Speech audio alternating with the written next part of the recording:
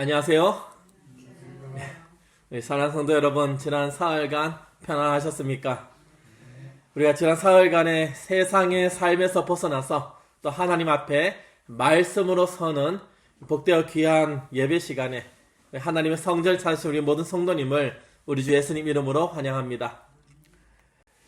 성도 여러분, 어느덧 4월입니다. 이제 좀 포근해지나 싶었는데 오늘 좀 쌀쌀해지기도 했습니다. 우리가 지난 한 달 동안 우리는 나의 제자 만들기 일지를 좀 가지고 우리 주변에 잃어버린 양들, 또 하나님의 사랑이 전해져야 할 분들과 접촉하면서 관계를 형성하는 시간을 보냈습니다. 누군가에게는 인사를 건네셨고 또 누군가의 이름을 일지에 적으면서 또 그를 위해서 기도하였습니다. 그 시간들이 결코 헛되지 않고 하늘의 씨앗이 될 것임을 믿습니다. 오늘 이 시간에 우리는 선교의 가장 강력한 도구 하나를 좀 살펴보고자 합니다. 여러분, 우리는 흔히 전도를 내가 가진, 내가 알고 있는, 내가 깨달은 진리를 상대방에게 설득력 있게 전달하는 것이라고 생각합니다. 대부분 그렇게 생각합니다. 그래서 우리의 입을 열기 전부터 이 사람에게 내가 무슨 말을 어떻게 해야지 이 사람의 마음을 하나님께 인도할 수 있을까? 이런 고민을 하면서 긴장을 하곤 합니다. 실수하지 말아야지 하면서요. 그런데 성경은 우리에게 전혀 다른 접근법을 제시합니다. 분명하게 제시하는데 야고보서 1장 19절입니다. 야고보서 1장 19절 말씀입니다. 제가 읽어드리겠습니다. 전문은 다 읽어드리겠습니다.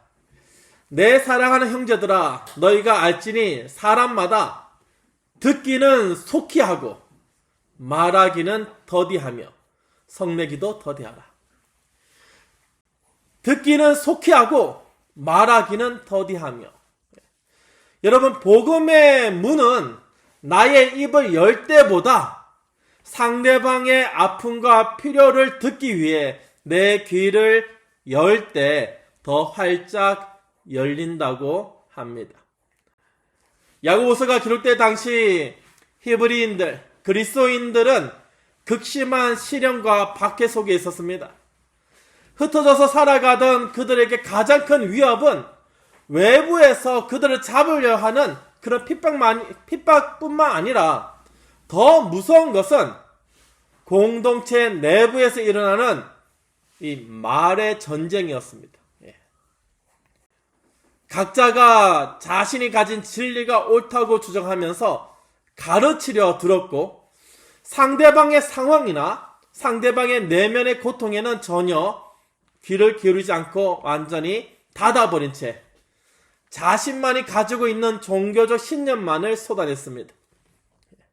성경 본문 속에 나타나는 인간의 연약함은 바로 이 말의 과잉입니다. 말이 너무 넘치는 것입니다. 이 사람도 말하고 저 사람도 말하고 자기가 깨달은 것을 다 쏟아내는 것입니다. 누구도 누군가 얘기를 들어주는 것이 아니라 다 자기 말만 하는 것입니다. 야고보는 왜 듣기는 속히 하고 말하기는 더디하라고 그토록 강조했을까? 그 당시 유대인들은 율법에 해박했습니다. 어릴 때부터 다른 것을 배우는 것이 아니라, 가르치는 것이 아니라 어릴 때부터 토라, 모세 오경을 암송하고 구약 성경을 외우고 말씀을 연구하고 그것만 하였습니다. 그러니 이 유대인들은 대부분 정말 하나님 말씀에 해박했습니다. 그리고 말씀을 잘 아니까 흠이 잘 보이는 것입니다. 그래서 남을 훈계하는데 익숙했습니다. 내가 쟤보다 더 잘 알고 있어. 쟤 저거 잘못됐는데. 너 그거 틀렸어. 성경이 이렇게 얘기하고 있어. 훈계를 일삼는데 너무나 익숙했습니다. 그런데 그러다 보니까 듣는 마음을 잃어버렸습니다. 그 사람의 형편이 어떠한지, 그 사람의 본심이 어떠한지, 마음이 어떠한지 전혀 듣지를 못하는 것입니다. 하나님의 말씀조차 내 입맛에 맞게 해석하면서 남을 정죄하는 도구로 삼았고, 정작 이웃이 겪는 가난과 이 질병, 영적인 갈급함이 나타나는 신음소리에는 전혀 무감각했습니다. 대부분 그랬습니다. 그런 얘기도 있죠. 일을 하지 말라고 했으니 이 성경에 걷는 것도 일이기 때문에 우스갯소리로 한 500m마다 회당이 하나씩, 예배당이 하나씩 있었다라는 얘기도 있습니다. 뭐 더 많이 걸으면 안 되니까. 그렇게 하나님의 말씀을 자의적으로 해석하고 또 강압적으로 정말 율법주의가 드러나게 되었습니다. 이것은 오늘날 우리 선교의 갈등과도 일맥상통한다고 볼 수 있습니다. 여러분, 우리는 전도 대상자를 만날 때 그 사람을 사랑받아야 할 인격체로 보기는 합니다. 그런데 그보다 먼저 내가 어떻게든 내가 알고 있는 진리를 이 사람에게 전해서 이 사람도 구원받도록 내가 이 사람의 생각과 이 사람의 마음을 정복해야 할 대상으로, 혹은 우리 교회에 초대해서 우리 교회 자리 하나라도 더 채울 수 있는 사람으로 여길 때가 있다는 것입니다. 상대방은 지금 삶의 무게에 짓눌려 울고 싶은데 우리는 그 눈물을 닦아주기도 전에 안식일의 정당성을 얘기하고 먹거리의 가르침을 쏟아붓고 있지는 않습니까?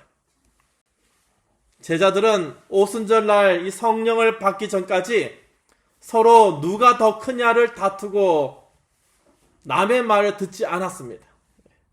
자신의 생각에 갇혀 있을 때에 주님의 세밀한 음성도 또 이웃의 절박한 필요도 전혀 들리지 않았습니다. 선교적 사명을 감당하지 못하게 만드는 가장 큰 내적 갈등은 바로 자기 자신, 나의 자아가 너무 커서 다른 사람의 소리가 들어올 틈이 없다는 점입니다. 야고보는 바로 이 지점을 얘기합니다. 다시 말해서 나의 의를 드러내려는 조급한 입술이 복음의 통로를 막고 있다는 사실을 엄중히 경고하고 있는 것입니다. 성경이 그렇게 해박한 유대인들이 자기가 알고 자기가 깨달은 성경을 말하기만 좋아하지 다른 사람의 얘기를 듣지 않는 것을 경고하고 있다는 것입니다. 성도 여러분, 우리는 지난 한 달간 나의 제자 만들기 일지를 통해서 이웃과 접촉하기 시작했습니다. 그런데 우리는 정작 접촉을 시작한 다음에 그 다음에 무슨 말을 해야 할지 좀 막막한 경우가 있습니다. 오랜 시간을 봐왔다면 서로 어느 정도 알만도 한데, 그러다 보니까 종교 이야기를 꺼내면 거부감을 느낄까봐 두렵고, 그렇다고 세상 이야기만 하자니 전도할 타이밍을 놓치는 건 아닌가 싶어서 답답하고, 여러분, 우리가 교회 생활을 오랫동안 수십 년을 해오면서 신앙의 삶을 그렇게 살아오면서도 이웃의 문을 두드린다는 것이 너무나 어렵습니다. 제가 처음 목회에 나왔을 때 목회지에서 옆에 계신 집사님 옆집에 한번 같이 갑시다 했더니 집사님이 안 된다고. 지난 45년 동안 내가 이웃하고 살아왔는데 나를 너무 잘 알아서 전혀 안 된다고. 그 동네가 몇십 년 함께 살아오시니까 사람도 작다 보니 서로 너무 잘 알아가지고 얘기 하나만 하나 똑같다고 그렇게 얘기하는 것을 제가 들었습니다. 나이가 이제 어느 정도 지긋하게 있으셔가지고 이 나이에 그런 얘기까지 하는 건 좀 주책이라고, 그 사람이 나를 생각하면 어떡하나, 그런 눈치를 볼 때가 있지는 않으십니까? 특히 요즘은 개인주의가 너무 많아져가지고 그냥 말 붙이기도 좀 무섭다라고 느껴지지는 않습니까? 여러 가지 현실적인 장애물들을 우리 앞에 가로막을 때가 참 많습니다. 이건 남녀노소 마찬가지입니다. 젊은 사람도 업무에 치여서 내 몸 하나 건사하기도 힘든데 동료의 고민을, 이야기를 들어줄 여유가 어디 있는가라고 스스로 자문하기도 합니다. 그러다 보니까 오늘날 현대 사회는 소통의 부재가 너무나 큽니다. 여러분 30년 전, 40년 전 제가 어릴 때도 그런 얘기 많이 했었는데 그 동네에서 옆집에 숟가락이 몇 개인지 신발이 몇 짝인지 다 알았다는 시대는 이제 지나가 버렸습니다. 이제는 한 10여 년 전, 20년 전부터 앞집에 누가 사는지도 모르는 그런 세상이 되어버렸습니다. 여러분, 우리가 이 스마트폰이라는 아주 인류 역사의 가장 혁명적인 이 좋은 기계를 우리가 사용하는데, 이 스마트폰 속에는 수만 개의 수십억 개의 정보가 넘쳐나지만은 정작 우리가 나의 마음을 나의 진심을 털어놓을 만한 곳은 없다는 것입니다. 사람들은 모두가 전부 다 자기 이야기만 들어달라고 외치고 있습니다.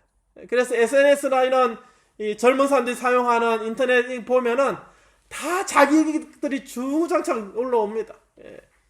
얼마나 많은 이야기가 올라오는지 모릅니다. 그런데 우리 그리스도인들까지 그 소음 속에 가세해서 우리 교회가 진리다, 우리 교회가 좋다, 여기 와서 함께하자 라고 소리만 높인다면 세상 사람들은 아예 마음의 빗장을 걸어 잠그게 되는 것입니다. 우리의 갈등은 여기서 발생합니다. 전달해야 한다는 이 강박관념. 어떻게든 내가 알고 있는 진리를 저 사람도 알았으면 좋겠는데, 알도록 해야 되는데, 그런 강박관념이 관계를 형성해야 한다는 본질을 앞지르는 것입니다.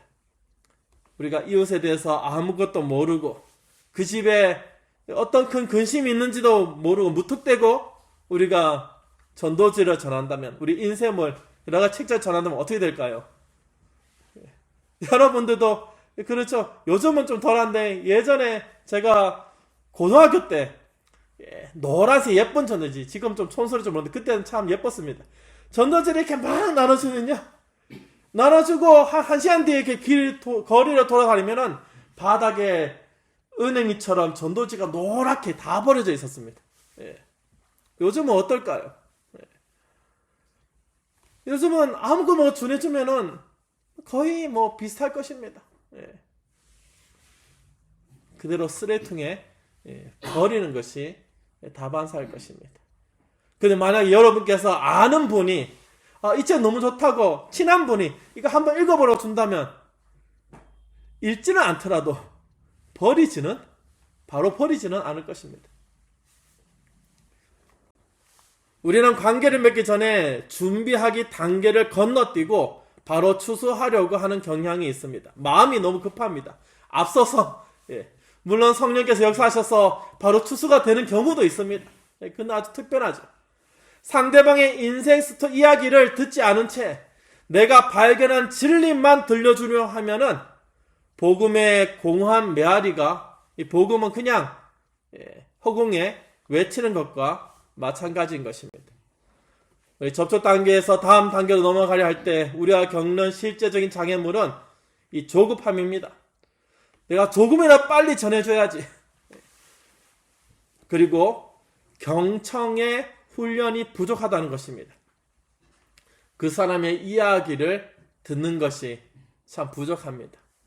특히 요즘 같은 세상에 요즘 핸드폰은 얼마나 많은 쇼츠라는 건 다 아시죠?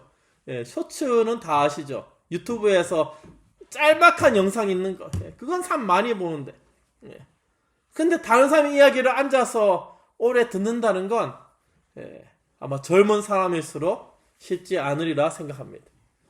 우리는 상대방의 필요가 무엇인지도 모른 채 우리의 공급만을 강요하고 있는 것은 아닙니까?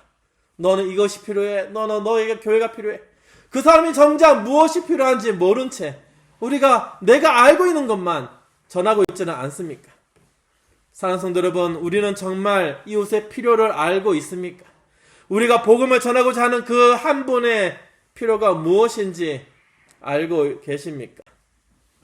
이러한 우리의 갈등과 무기력을 해결하기 위해서 하나님께서는 오늘 야고보서를 통해서 복음의 해법을 선포하십니다. 듣기는 어떻게 하라고요? 속히 하라. 듣기는 속히 하라. 이것은 단순한 대화의 기교가 아닙니다. 이것은 우리를 향한 하나님의 성품 그 자체입니다. 시편 116편 2절에서 시편 기자는 이렇게 얘기합니다. 그의 귀를 나에게 기울이셨으므로 내가 평생에 기도하리로다. 우리 하나님은 어떤 분이십니까? 우리 하나님은 온 우주를 통치하시지만은 보잘것없는 우리의 작은 신음소리에도 귀를 기울이시는 경청하시는 하나님이십니다. 우리 예수 그리스도의 생애를 한번 살펴보십시오. 주님께서는 사마리아 여인의 기구한 인생사를 끝까지 들어주셨습니다. 여리고의 이 눈먼 바디메오가 외칠 때에 가시는 길을 멈추고 돌아서서 이 바디메오에게 가셔서 그래 너가 무엇을 하여 주기를 원하느냐라고 먼저 물으셨습니다. 주님은 답을 다 알고 계십니다. 이미 알고 계심에도 불구하고 그가 자신의 고통을 스스로 뱉을 수 있도록 들어주시는 공간을, 그 시간을 마련해 주셨습니다. 복음은 바로 여기서 시작됩니다. 우리가 정말 진리를 깨닫고 깊은 이 사랑을 깨달아서 이 사랑을 내가 말해야지, 전해야지 에서 시작되는 것이 아니라 우리가 누군가의 이야기를 진심으로 들어줄 때 그 사람은 이 사람이 나를 진심으로 존중하고 있구나 라는 사랑을 경험하게 되는 것입니다. 잘 듣는 것이 최고의 사랑의 표현입니다. 야고보가 말한 듣기는 속히 하라는 권면은 나의 자아를 죽이고 성령께서 그 사람의 마음속에 역사하실 자리를 내어드리라는 뜻입니다. 우리가 귀를 열면은 비로소 성령께서 상대방의 숨겨진 아픔을 우리에게 보여주십니다. 우리가 흔히 눈치라는 것이 있죠. 이 사람이 얘기를 잘 듣다 보면 이 사람이 어떠한 아픔이 있겠구나. 자녀를 잃은 아픔이 있겠구나. 혹은 뭔가 큰 질병 때문에 고통받는구나. 우리가 그 사람이 직접적으로 얘기하지 않아도 잘 듣다 보면은 대충 이렇게 눈치를 챌 수 있습니다. 그런 깨달음을 성령께서 우리에게 직접적으로 주신다는 것입니다. 잘 듣다 보면은 둘러서 말하는데 그것이 다 깨닫게 조금 빠른 사람 조금 더 일찍 좀 천천히 깨달을 수도 있습니다. 여러분 그것이 바로 성경이 말하는 구속의 경륜의 실천입니다. 하나님께서 사람을 구원하시기 위해서 사람의 몸을 입고 이 땅에 오셔가지고 사람의 고통, 우리가 겪는 고통을 직접 들으시고 체험하셨습니다. 그처럼 우리도 이웃의 삶 속에 들어가서 그들의 소리를 듣고 그들의 삶이 어떠한지 성육신적 경청이 필요한 것입니다. 예수 그리스도의 복음은 선포되기 전에 이미 공감으로 전달되었습니다. 우리가 이웃의 이야기를 30분만이라도 정말 진심으로 듣는다면 그 경청은 30시간의 설교보다 더 강력한 복음의 길을 닦는 작업이 되는 것입니다. 4월 한 달 하나님께서는 우리에게 너의 입술을 믿지 말고 내가 너에게 준 2개의 길을 믿으라 라고 말씀하시는 것 같습니다. 경청은 상대방의 영혼에 그리스도의 사랑이라는 걸음을 주는 가장 확실한 방법입니다. 우리가 들으면서 그 사람에게 하나님의 사랑을 나타낼 수 있다는 것입니다. 사랑하는 성도 여러분, 4월에 우리가 좀 구체적으로 했으면 하는 것이 있습니다. 지난 3월에는 우리가 이름을 적고 그 사람에서 기도하고 그 사람에서 인사 나누고 그 정도 했다면 4월에는 그 사람이 어떤 고민이 있는지 어떤 아픔이 있는지 혹은 어떤 기쁨이 있는지 경청을 통한 관계를 더 깊이 하는 시간이 되기를 바랍니다. 우리에게는 이 나의 제자 만들기 일지가 있습니다. 이 일지는 성령님과 동행하는 기록이 될 것입니다. 이번 주에 여러분이 이름을 적으시고 기도하고 있는 그 한 분을 만나실 때에 내가 알고 있는 이 성경 말씀을 전해야지 그런 생각 안 하시겠죠. 그보다는 어떤 일이 있으십니까? 어떤 아픔이 있는가? 무릎은 좀 어떤지, 손주들은 잘 지내는지, 그리고 우리의 입을 가리고 끝까지 그분의 얘기를 들으시길 바랍니다. 경청을 통해서 발견되는 그들의 아픔과 필요가 바로 우리 교회가 실천할 작은 일, 착한 일의 시작점이 될 것입니다. 사랑하는 성도 여러분, 우리가 이렇게 이웃의 필요에 반응할 때 그것이 바로 야고보가 말하는 행함이 있는 믿음입니다. 그렇다고 우리는 관계 형성이 완벽해야만 우리가 인생을 심기 전달할 수 있다고 생각해서는 안 됩니다. 성령께서 역사하시고 성령께서 임하시면은 우리 마음이, 우리 입술이 증거하지 않고는 가만히 있을 수 없는 때가 있습니다. 그렇게 하실 수도 있습니다. 분명한 것은 진심으로 들어주는 과정 자체가 이미 하나님의 역사이고 하나님의 사랑을 전달하고 있다는 사실을 우리가 기억해야 되겠습니다. 하나님께서는 이미 그들의 마음밭을 준비하고 계십니다. 우리는 그저 그 밭에 돌을 골라내듯 그들의 이야기를 들어주기만 하면 됩니다. 우리 사흘 한 달 동안은 여러분의 따뜻한 경청과 구체적인 친절로 가득 차기를 간절히 바랍니다. 내 입을 열기 전에 나의 귀를 먼저 열게 하옵소서. 우리가 한 달 동안 기도하면 좋겠습니다. 우리가 성령 하나님의 역사를 함께 경험하게 되기를 바랍니다. 주님, 오늘 제가 만나는 사람의 이야기를 끝까지 들을 수 있는 인내와 사랑을 주시옵소서. 여러분, 우리가 이렇게 기도하더라도 사단이 어떻게 방해할지 모릅니다. 그 얘기하는 사람에게 일이 생길 수도 있고 우리에게 일이 생길 수도 있습니다. 사단의 방해가 없도록 우리가 기도해야 되겠습니다. 우리의 기도와 함께 하시는 성령 하나님의 인재를 경험하는 우리 한 달이 되기를 간절히 바랍니다. 여러분이 베푸는 경청이라는 작은 친절이 누군가에게는 예수님의 손길이 될 것입니다. 우리 나의 제자 만들기 일지에 기록될 여러분의 발자취가 우리 교회의 부흥을 넘어서 여러분의 이름과 여러분이 사랑하는 모든 이들의 이름이 하늘 생명책에 기록되는 기쁨이 되기를 간절히 바라며 오늘 이 시간 말씀을 줄이겠습니다.